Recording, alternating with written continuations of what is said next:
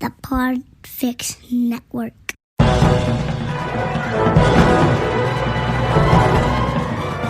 Hello, and welcome to episode 259 of the Filmmakers podcast. This is a podcast where we talk filmmaking, from indie film to studio films and everything in between, how to get them made, how to make them, and how to try not to F it up, in our very, very humble opinion. Today on the show, we have directors and producers Enrico Natale and David Midell. They are the team behind the fantastic movie, and actually in my top 10 of the year, it was number 2. It is the film The Killing of Kenneth Chamberlain. This film blew me away. It's absolutely fantastic. It's based on the true story of the events that led to the death of Kenneth Chamberlain Sr. He's an elderly African-American veteran with bipolar disorder, and he was killed during a conflict with police officers who were dispatched to check on him. David Midell directed and wrote it and produced it, and Enrico Natale produced it, he edited it, and he stars in the movie as well.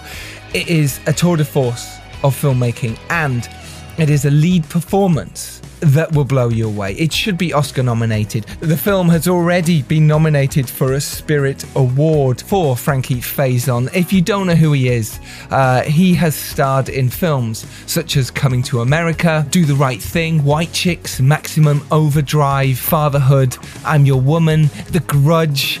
The list goes on. This is one of these actors, you will know, you'll recognize his face, but in this, oh my gosh, it's absolutely divine. David Midell, the director, has also directed the film Night Hawks. Enrico Natale has directed, produced, edited, starred, production managed these following films: The Fish, Ditching Party, Perfect Sunday, Silent No More, Dracano, Anything Is Possible, American Justice, Silver Skies, Amelia 2.0, School Spirits, B-Roll, Bullet Ride, and of course, The Killing of Kenneth Chamberlain, which we are here to talk about. Myself and fellow host Dom Lenoir sat down with them and we got into it. We talked about how they developed the film, how they found the story in the first place, how they reached out to the family of Kenneth Chamberlain. They also talk about how they approached the police and the George Floyd comparisons. We dive into David's writing process, and the fact that David is on the spectrum meant we dived into mental health as well, and how mental health in film is a real thing. We also talk about how Morgan Freeman, yeah, that's right, the Morgan Freeman, came on as exec producer, why David did long takes, used the camera that he shot with, and the improv style. It is a beauty. Please watch this film. It is on HBO Max now and Amazon in America. If you can get hold of it, please watch it. These are the kind of films that make a difference in the world, that make a difference to filmmakers and make you, I hope, want to go make your film similar.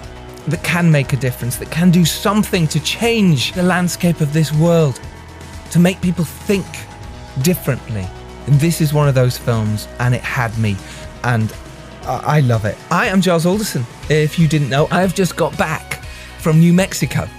I was on a location scout, or recce as we call it in the UK, looking for my locations for one of my upcoming films. I went with Richard Short, who has written the piece, and we had an absolute blast. We were treated so well by the team at Crescit Iondo in Albuquerque, and my God, and the fantastic producer Kelly Pendergraft showed us some amazing sights. I mean, not only is New Mexico beautiful, and I urge you, if you can, to go film there. It's not that easy, but my God, the amount of films that have filmed there, the list goes on. It's incredible. I cannot thank the team there enough. I had a brilliant time, and I want to make my movie there.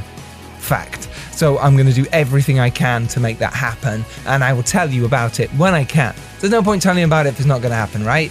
But what I can do is to tell you that I am trying to make shit happen. I'm trying to move stuff forward.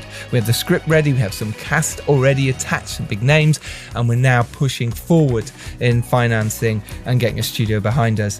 Maybe. Who knows? You got to do everything you can, right? That's what making films is about. No one's going to do it for you. You've got to do it. Get the best team you can around you and move forward. Oh, and Richard Short stars in The Tragedy of Macbeth, which is on Apple TV now, by the way. If you've not seen it, oh my God, oof, blows you away. So this week, I am sitting down with Ian McKellen. Yep, star of the Lord of the Rings series, star of so many films and TV. Myself, Matthew Butler Hart and Tori Butler Hart, interviewing him at his house. Any questions? Better get them in quick, because I'm doing that tomorrow. I might put a tweet out as well, so look out for that. If you want any questions for Ian McKellen, that should be a good chat, shouldn't it? Oh yeah, looking forward to that. He directed Richard III, by the way, so if you want to do some homework before we chat to him, then do watch his brilliant directorial debut, Richard III. But we'll be diving into his acting career, of course, and working with amazing directors, as he has. But next week's podcast won't be Ian McKellen, it will actually be Confession, the latest film by David Beaton, which was produced by Lucinda Rhodes-Tacker, who's a regular host on this podcast, as is the cinematographer Andrew Roger, who lends the movie. Confession is out, I think it's next week, so we're putting the podcast out next week for you. Yeah, link to all that stuff will be on the show notes. Speaking of show notes, in there this week will be a link to the film Care. This is a crowdfunder. It's on Kickstarter right now, and it's by a brilliant actor called Joseph Milsom. He's making his short film debut, which is about a guy called Michael as he struggles with a bitter divorce and his new status as an at-home carer for the elderly. Can Michael tune in to the wisdom and humour of Alan, the extraordinary man in his care, before anger and bitterness consume him? The cast will include Michael Maloney, who's in Belfast and The Crown, and Michael Begley, who's in Doctor Who and The A Word. So, if you fancy supporting someone this week, I would highly suggest that it is Joseph Milson and his short film Care. It is on Kickstarter now. Link to that, like I say, is in the show notes. Right, I think that's about it. I hope you're inspired by this episode as I was inspired by listening to the boys, David Midell and Enrico Natale, and watching their quite remarkable film, The Killing of Kenneth Chamberlain. Sit back, relax, and enjoy this one.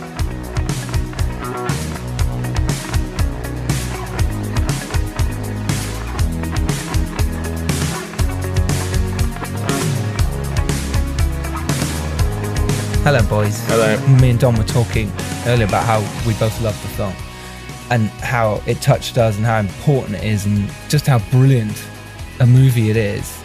I honestly, I couldn't tell you how that ending got me, and I was just sat there going, oh God, on the black screen. I'm like, no.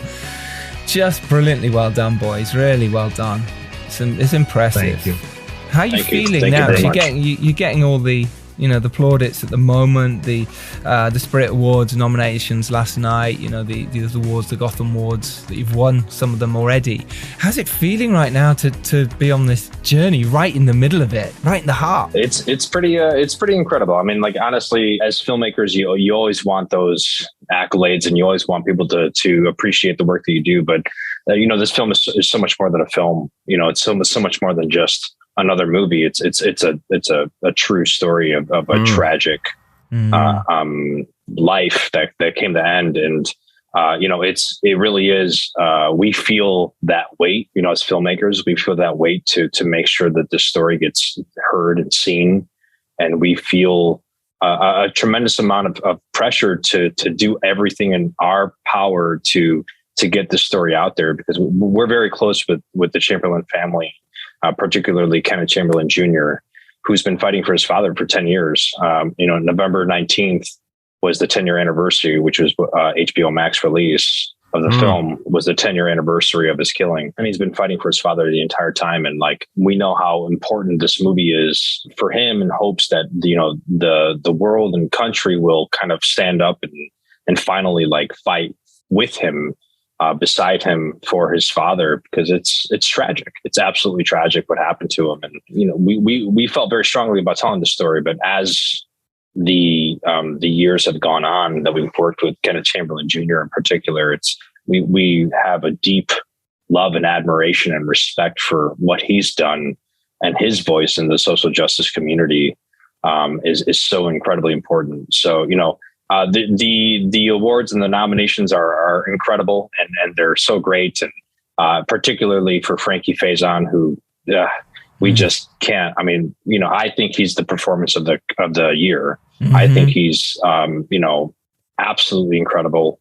As someone who was a filmmaker and also an actor who got to act beside him, being in the moment with him was absolutely incredible. It was incredible, and he deserves all of the awards because he really was brilliant. He was brilliant, and he was so committed to his role in a way that like changed me as an actor forever. I feel like I grew as an actor tremendously just being able to act alongside Frankie. So, we can't praise him enough for his performance in this and just how absolutely unbelievably incredible it was for us. Yeah, it really is. And obviously yourself as well, getting the editor nod as well, which is quite special, right? yeah, absolutely. I mean, it's a testament to what David and I wanted. And, honestly, David had a vision from the very beginning on what this film was going to be. And like me as a producer, and like I produced a lot of stuff, and I was always like, yeah,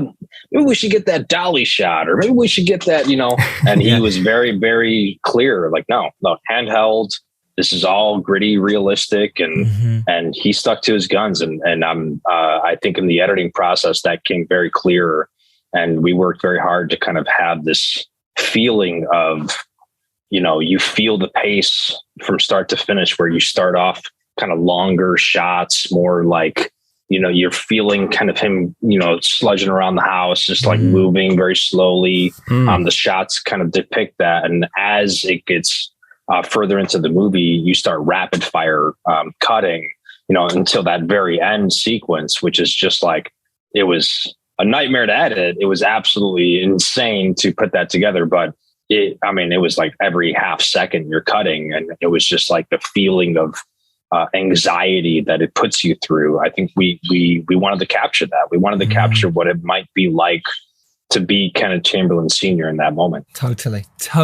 And you honestly, you've both done amazing here. David, for you as well, right now, riding this wave, obviously you shot this in 2020, maybe before that, but maybe we can come to that. And you live with something for so long, and it sounds like this has been a project that you've been trying to make for so long. How is it feeling now that, your hard work on something like this, and also all the work you've done in the past, to suddenly go, oh, you're getting recognized? And not that we want the recognition to feel special, but it must still feel nice to suddenly people to go, okay, good, people like what we've done here. Yeah, absolutely. And I mean, we actually shot it's been a long journey. We started working on it in 2017. That was when the initial kind of kernel of the idea started to germinate, and the script sort of developed out of the conversations that I was having with the Chamberlain family, particularly Kenneth Chamberlain Jr. And we shot it in 2018. And then our festival premiere was actually in 2019, but the majority of our festival run was then in 2020 during the pandemic, which was, an interesting experience in itself. And it was also meaningful because in the middle of our festival run was when George Floyd was killed. The film certainly had a significance to all of us before then. But I think for all of us, it took on a greater significance, and we felt even more of a sense of responsibility than we did before to make sure that this story gets out there and that we are telling it in the most respectful, honest way that we can. And, it's really become personal for everybody. I think, Frankie says sometimes that, he's been an actor in the business for 50 years, and he'll do a couple days on this set, and then a couple days on that set, and then a couple days on this set. And, he never knows what's going to happen with the projects that he acts in, because, there's so much of the journey takes place after filming is done. So he's never really aware necessarily of how successful a certain project is going to be, or how a film that he acted in even turns out.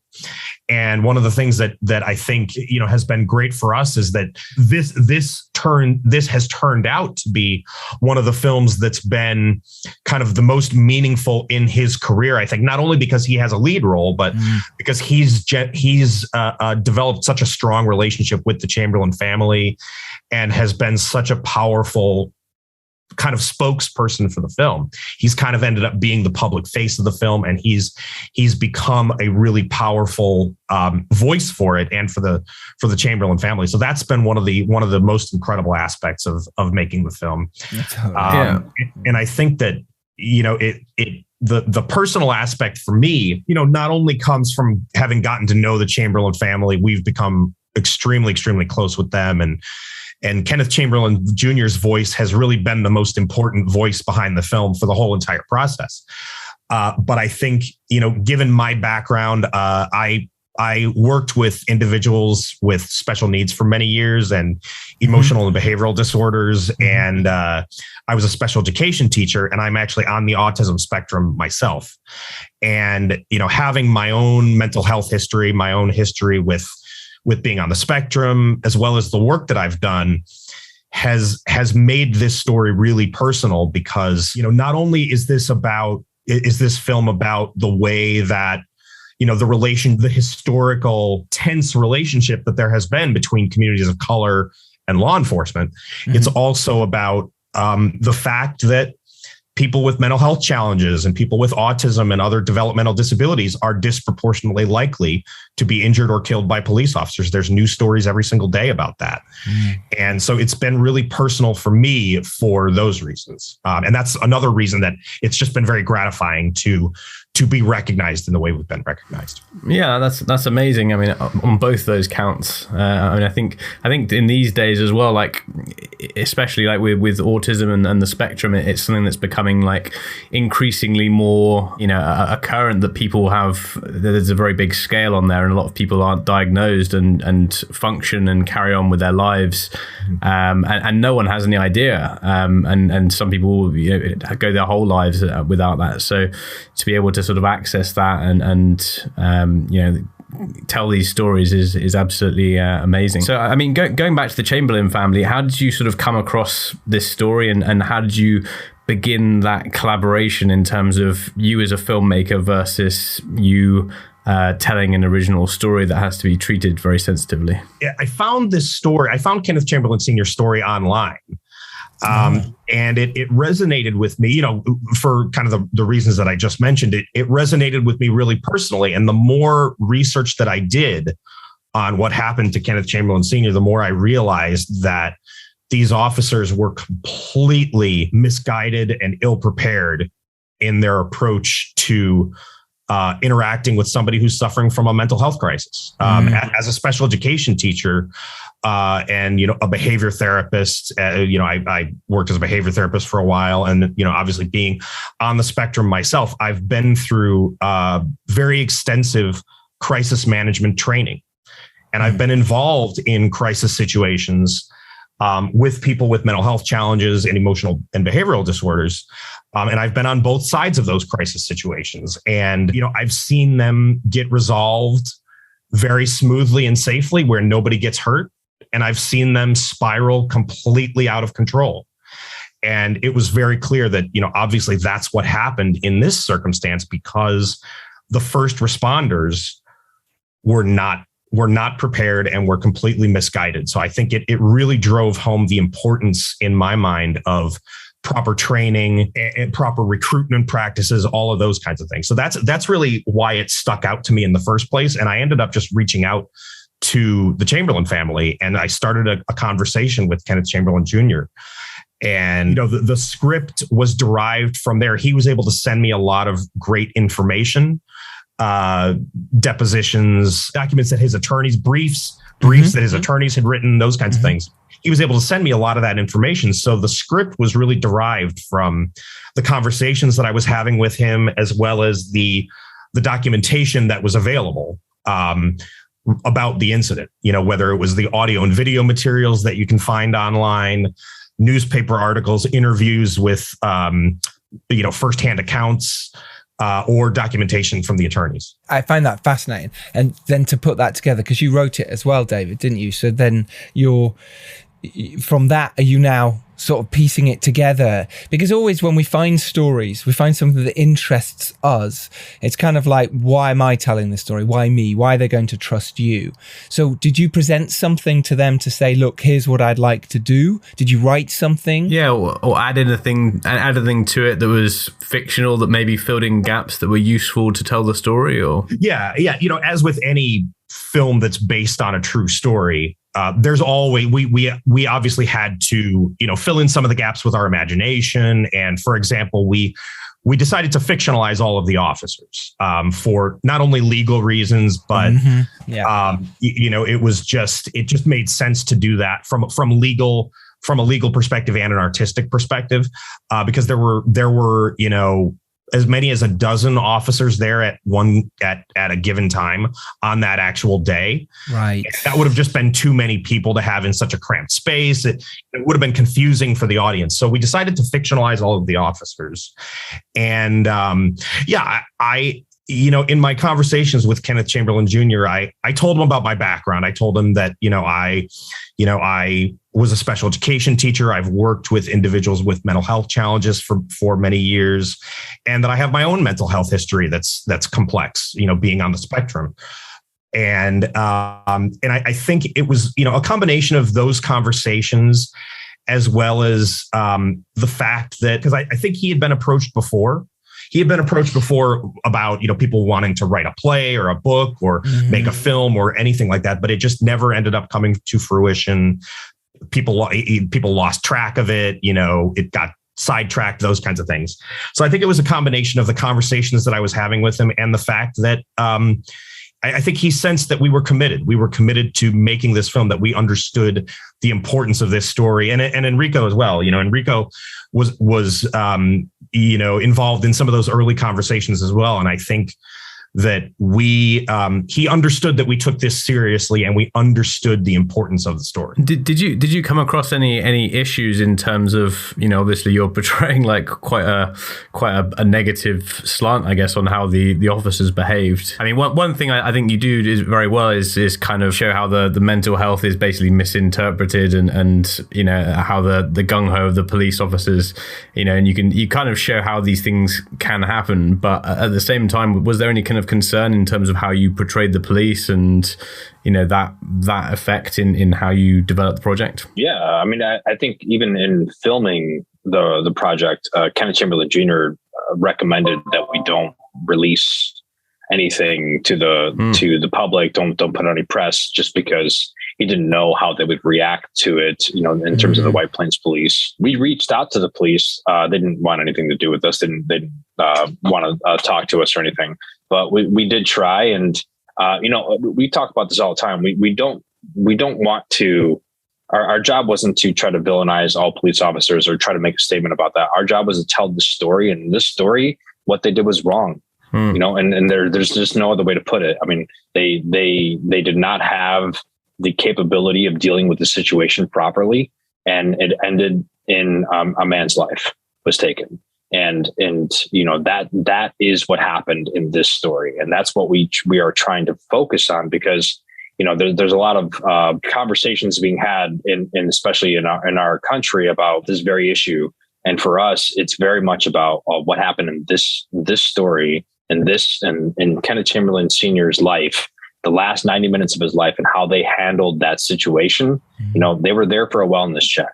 They were there to check on his wellness, and he's dead. And he's dead. And there's really no other way to look at that besides putting those two statements in together doesn't make any sense. Yeah. And no matter what you say, you can't go there to check on someone's wellness and kill him. 100%. And that's one of the two things I think that's very very important in the film, is that there is this kind of from the police side, I guess, this kind of suspicion, that's like in the back of things rather than what they should be actually doing. And then from the other side, it's this.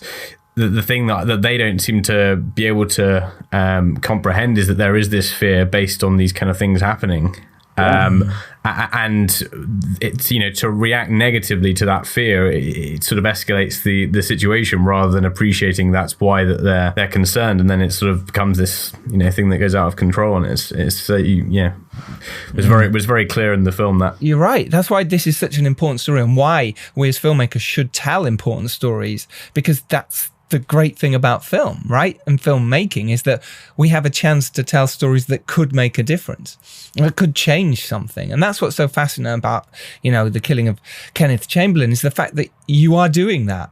You know, I think I heard the line, "I can't breathe," as well, which is obviously ridiculously important last year. And the fact that I felt I heard that, it might have been there, it might not, but I heard it, and therefore and knowing that you shot this before that happened as well made me just go, "Oh, it was incredible." That ended up being just such a prophetic thing, because, like you said, we shot this before that happened, but the way that the ending of the film plays out is just so similar in many ways, tragically, to what happened to George Floyd. So yeah, it was very, very prophetic. It's an incredible piece of work. It's really amazing. How did you, so now did you decide that the sort of the last 2 hours, if you like, would be the best to do as dramatically?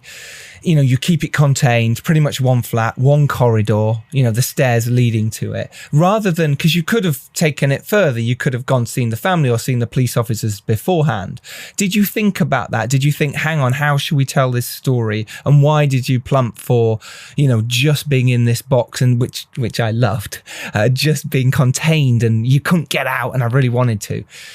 Tell us about that thought process. Yeah, we had a lot of conversations about it. I mean, that was a pretty big part of this, was talking about, like, you know, cutting away. And even in the edits, we had people being like, "Oh, do you want to cut away to, like, explore what he was doing before?" And this is where, you know, I have to give a lot of a light to David. You know, he stuck to, no, like, we are telling this story as we're living in this moment. We're breathing and living in this moment as audience members, as filmmakers, as actors, as crew. We are here, and this is what we're doing. You know, we're experiencing this with Kenneth Chamberlain Sr. And I think moving away from that in any way would have taken you out of that moment. And I think we wanted to try to make the audience feel what it might be like to be there, to be in that moment. And I think we were successful at that because I think if we went away, if we moved away, if we did something else, I think it would have allowed the audience to have a little bit too much of a release from what was happening. And we wanted them to stay in it. And that's a lot of, you know, the responses we're getting. It's like, you know, the anxiety just keeps building with this film, because, you know, quite frankly, that's what he went through. You know, imagine his anxiety. Imagine what he was going through. And, like, that's what we wanted you to feel. We want you to feel that. We want to hit you in the stomach with it, because imagine what he was going through. You know, and we felt very strongly about that. I mean, I think that's one of the things that's, like, the most prevalent in the way that you've shown the sort of this, you know, the splitting between the police waiting outside and him going through these kind of audio responses and his own anxiety and the slowness in which he moves and the confusion, and then and then showing from the police side of things that they're just not seeing any of this or understanding any of that. That kind of adds so much more to the tension, and I think it's fantastic that you've been able to do that, because it just again shows that they just don't understand what's really going on in the situation, and they're just seeing it as someone that's not instantly complying to their commands. Yes. And that's what gets them so riled up. It's the fact that he's not, literally doing what he's asked to do. And he's saying, "No, I won't." So therefore that riles the police up even more. Yeah. How did you write those bits, David? Because there is a lot of repetition. There is a lot of no's. There is a lot of open the door. There is a lot of bang, bang. There is, you know, repeating the same names. How do you write that in a script form over 90 pages? You know, what was your process to do that? I think and this actually goes back to the question that was asked previously about, why did we keep it so contained? Why didn't we show what happened before, or show different aspects of these people's lives or anything like that? I wanted to explore what really resonated with me about this story is how these types of situations can spiral completely out of control, because I've seen it, I've experienced it. in the work that I've done and being who I am. You know, I've seen and experienced those kinds of things. And I wanted to explore how that can happen as a way of asking questions about, are we as a society approaching these types of things the right way? And I think that it all kind of flowed pretty naturally in terms of, you're right, that there is a certain amount of repetition, because it's essentially them telling him to open the door and him saying, no, I'm not going to open the door. But within that general premise, there are so many nuances and so many moments where either side could acquiesce and could just say, okay, fine. I'm just going to do it. I'm just going to do what they say, because I don't want things to get any hotter. I want it to cool down. I want the situation to resolve. So I'm just going to take my ego out of it, and I'm just going to let it resolve. And there was so many opportunities where that could have happened, and it didn't. And I think that, you know, that's really what I wanted to explore, and all of the little nuances of these moments where, especially like the window scene, for example. I mean, I think that's the moment where it comes the closest to being resolved, and then you see that it's all snatched away. And I think having experienced and seen these types of situations, obviously the majority of the work that I've done has been in educational settings. So I've never been in an altercation or been involved in an altercation like this with police officers. But the general idea of what happens here, I've seen and experienced. So I think that I wanted to explore the nuances of these situations and how many missed opportunities there were to potentially just resolve it peacefully and safely, and you know, everybody walks away alive. And I love the way you develop those little moments, like with the niece, or with Enrico coming around to the back window. There was these moments that you thought, just let them through, or let these moments happen, because this will stop it, right? This could stop the whole thing. And I love that. And the niece was there. The niece was there. She was actually there. Wow, she was asking them to intervene, and like, it just blows my mind. That's one of the first things you learn is, like, if someone's going through a mental health crisis, which they chose to ignore, obviously, but let someone who knows him, who loves him, who he has a relationship with, talk to him. Yes. Like, and she was there. She was begging them to let her do something, and they didn't care. They didn't care at that point because it got personal. Yeah, because they were there with the anger. And I think mental health is so prevalent in sort of 2021. It's come massively to the forefront of, certainly in filmmaking. And I think in every other aspect, especially because of what's happened with the pandemic, that mental health is suddenly, wow, it's there. And people, maybe if that occasion does happen again, things might be very different. They might go, okay, let me just reassess. But I think then, I mean, it wasn't that long ago, but when it happened, there was none of that mental health. It just was just totally overlooked as, well, I don't care, should do what I say. And that's fascinating, right? Has Kenneth Chamberlain Jr. watched this? Has he watched it? He's watched it multiple times, yeah. Okay, how was it? Like, it's not easy. What was his reaction to you guys, and how did you deal with that? Because that is always really difficult. It's someone's real life father, or he's on the phone and someone's playing him in that way. It must be just heartbreaking. The first time we watched it with him was at the Austin Film Festival, the very first screening we had with 200 people. And the film ended and everyone was crying. Like, I had never experienced anything like that ever. And like in another world, this would have had a major theatrical release, because the best way to watch this movie, the most impactful way I would say to watch this movie, is in a theater, because of the way it hits you.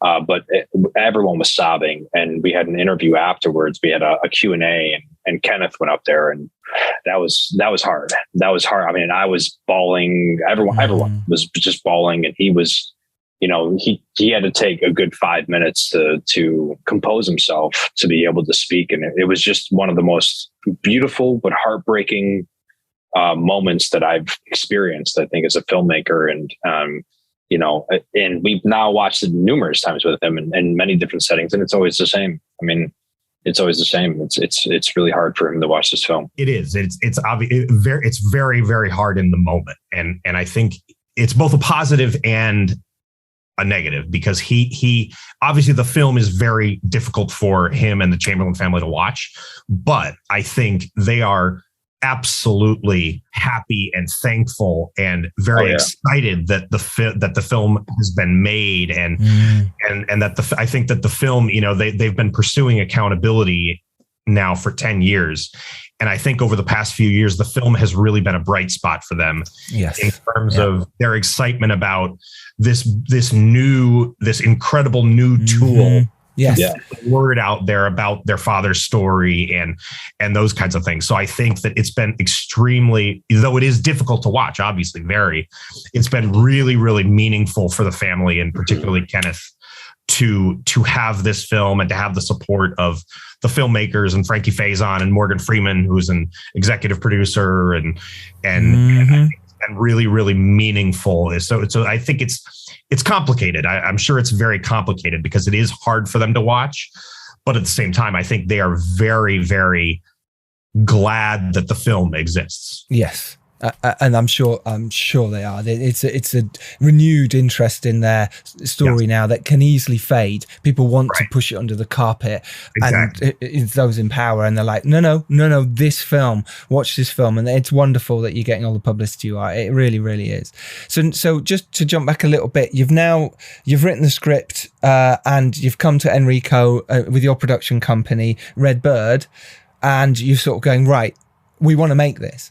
How do you go about making it? Had you already got some interest from funding bodies already? Had you already got some private investors while you were writing it who you said, okay, well, we want to make this film, and they went, well, great, we'd be interested? Where were you at when you were writing it? And how did the process work once you'd finished the script? I was writing it thinking, like, I'm going to just make this film. I'm going to pay for the whole thing with my own money. Wow. I'm going to use my own apartment. I'll use my own apartment building. You know, we were at first thinking, like, we just have to do this. We just have to make it one way or another, whether we make it for $25,000 or, you know, or $10,000 or however much it might end up being. So that was the initial intention. I was just writing it thinking, we're going to make this one way or another. We're going to make this one way or another. And then Enrico can probably talk a little bit about how the investors came on board. But that's really how I, you know, through the initial drafts of the script, how I was sort of contemplating it. I've known David for a really long time. We went to the same college together, and we've been a part of each other's lives for quite some time. And this, when he sent me the script, you know, there's very few scripts that I've read that, like, I think I immediately called you. I set up a time the next day to meet, and I was like, we're making this movie. And I think it was like 3 months later we were shooting.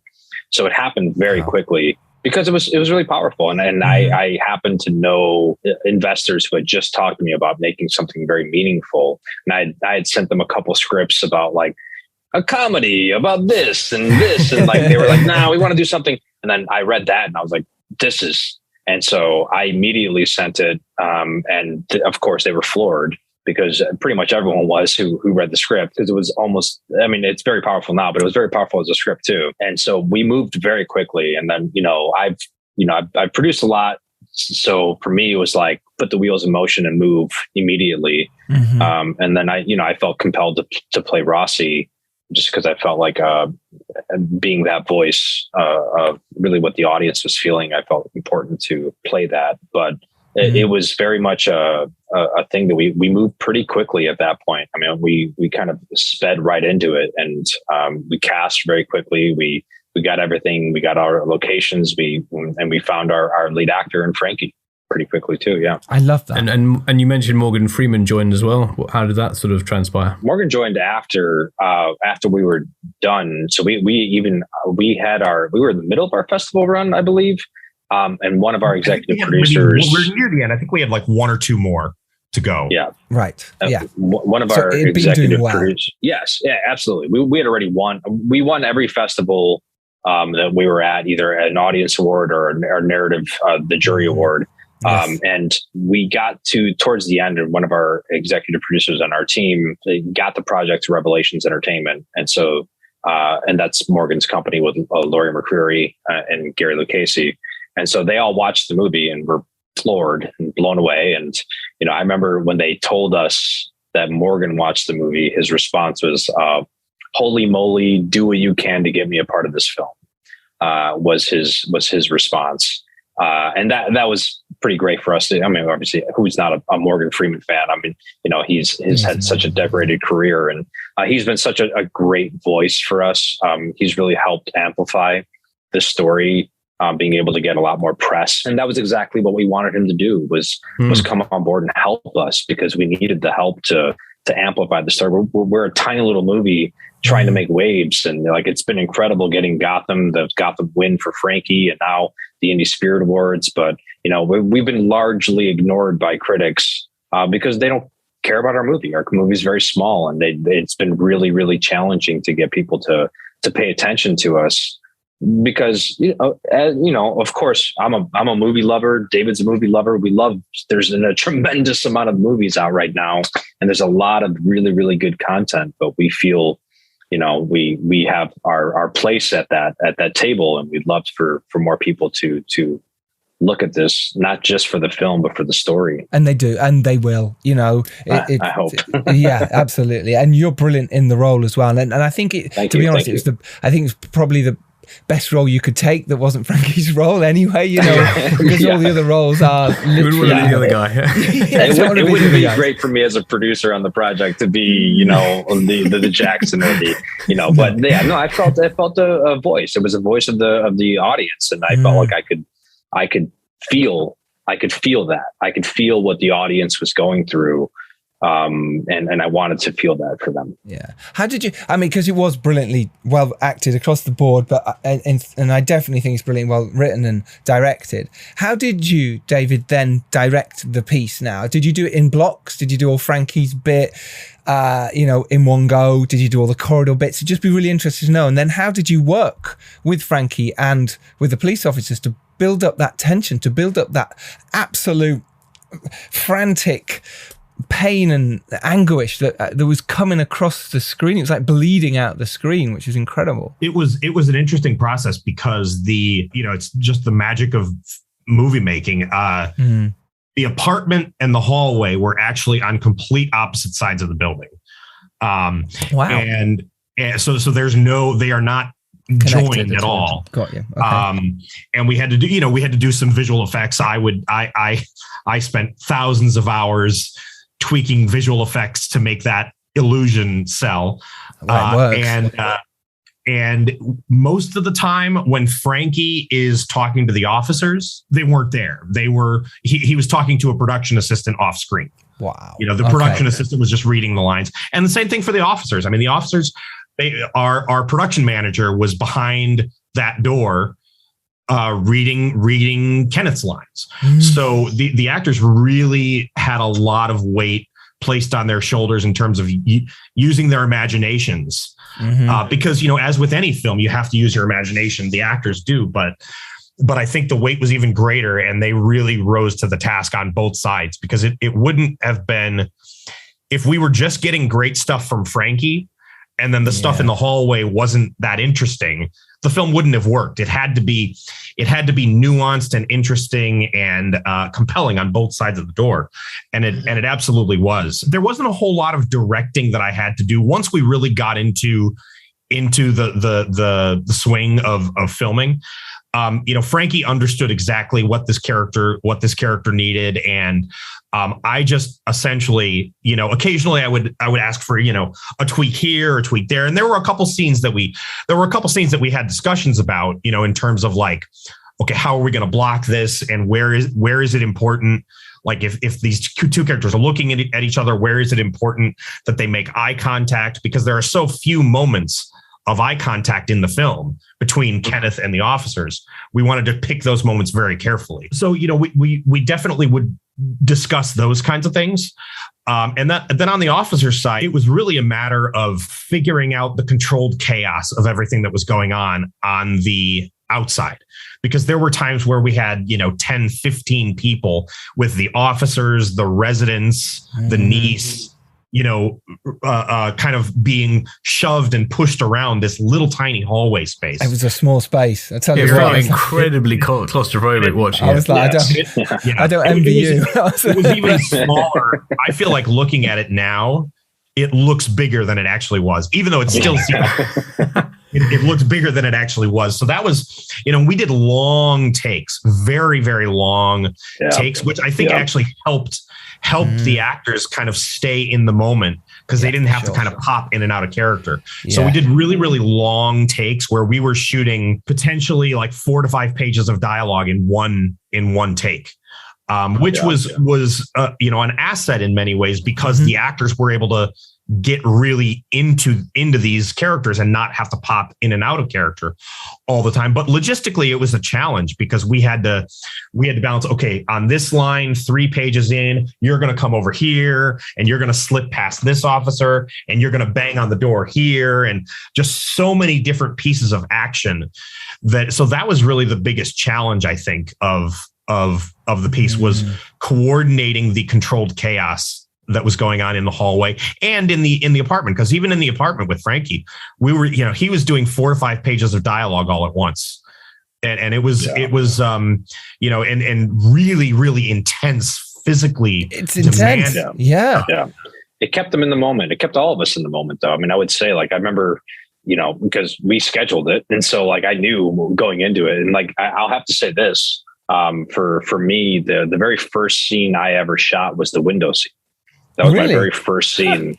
And because we were shooting all Frankie stuff, we were shooting all Frankie stuff inside. And so as a producer, I was like, well, we have to shoot this now. It doesn't make sense to shoot it later. So I was like, we'll just have to shoot this now. And so it just ended up being the very first scene I did, but it ended up being like the best possible scenario because I got to experience that. That was like life-changing, that moment to me personally. When I knock on the door and he turns and he holds the knife out at me, almost immediately, both cameras are pointed at me. And almost immediately there was a freight train that started coming by. So hold for train, we hold in that moment. And like, I'm there and I'm holding, I'm on camera. I'm like, this is great stuff for me to use as an editor, but we held for like 3 minutes. And in that time, I just looked at Frankie and he was just so immersed in his character, who was completely off camera.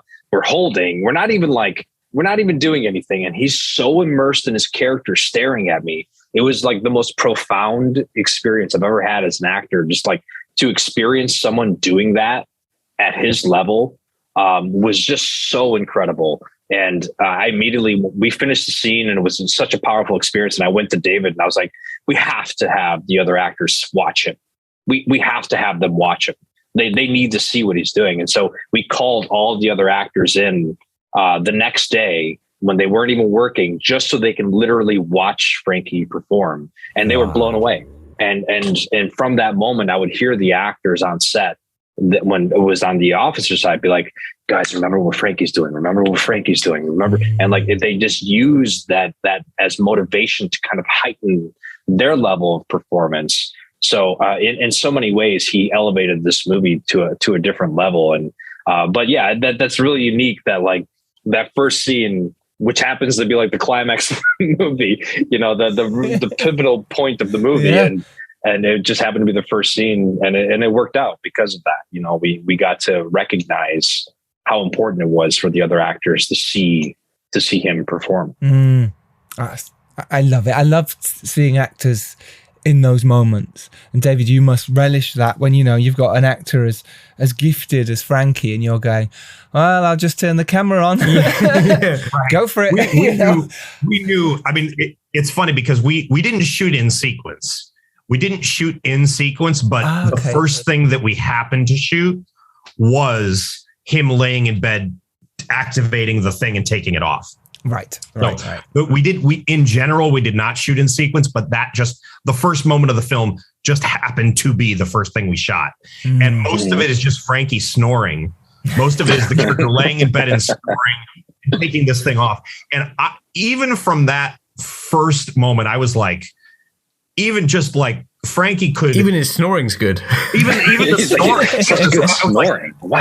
This performance. I said to myself after seeing him do the first take of just the snoring in bed, I was like, this performance is going to be amazing because he drew me in just laying in a bed and snoring. I mean, I could tell right it from was there. Snoresome. Like this guy is going to bring every single ounce of his skill and passion to this role. And I just remember getting goosebumps just from that very first moment. I was like, this is going to be something special. Yeah, and it is, and I'm so glad that you've captured it that way. And how fascinating! How did you plan your shots? Because you've got so many like bits. Like, how many did you shoot for? Like, say 7 days with Frankie, with all the Kenneth stuff in the house, and then was it like 7 in the corridor? Was it less than that? Ish. Yeah, we did.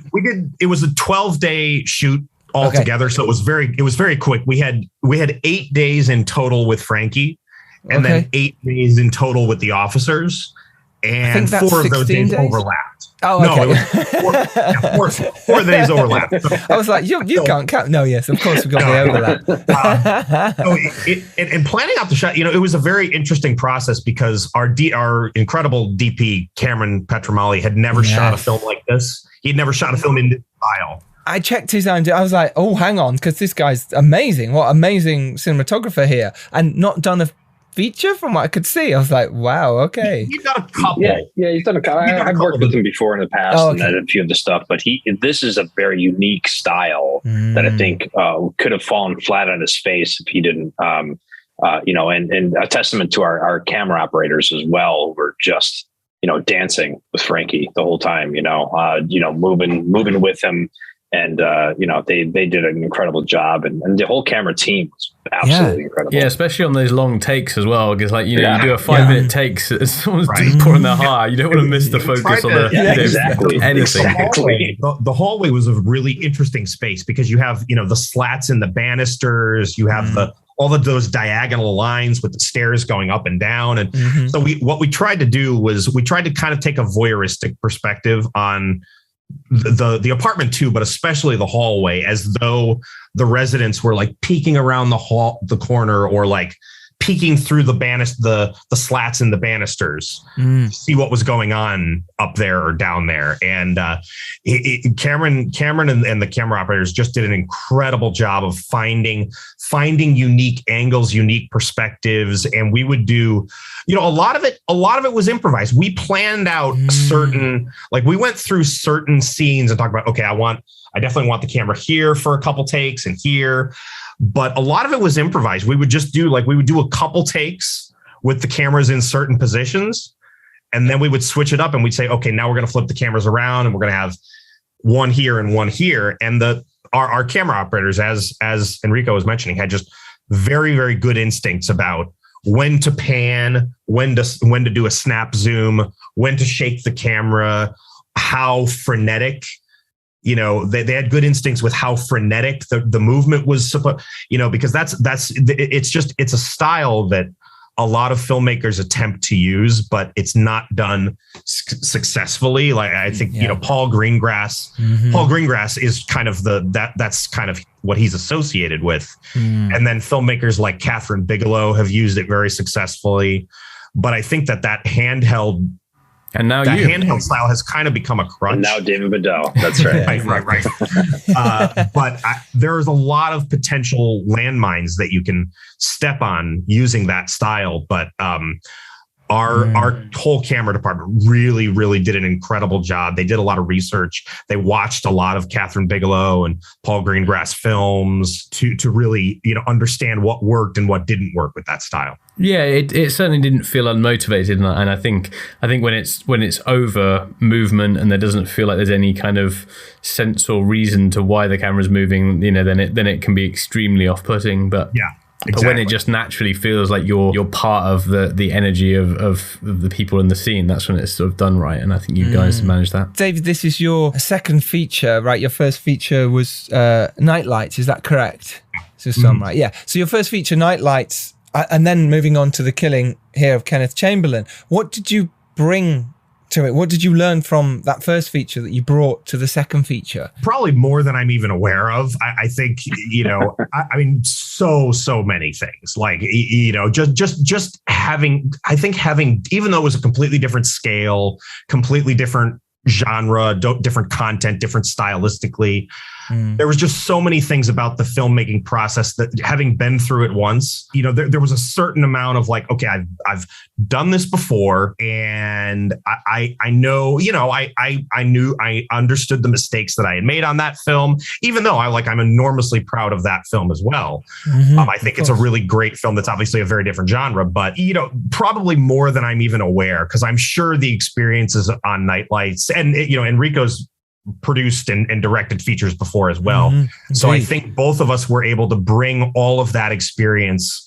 to this film and integrate all of the mistakes that we'd made, integrate all of the good decisions that we've made in the past, and use all of that experience to make this film as good as it could be. And I think you've both done a fantastic job on it. Yeah, absolutely. And then Enrico, for you then, talking about the sort of producing side of selling the movie, and obviously David, you produced it as well, but in terms of getting it out there as you have, was your route always to go down the festival angle? Did you think this is a festival film, let's see what happens, and then distribution will follow if it does well? Absolutely. I mean, and we were right in that thought process.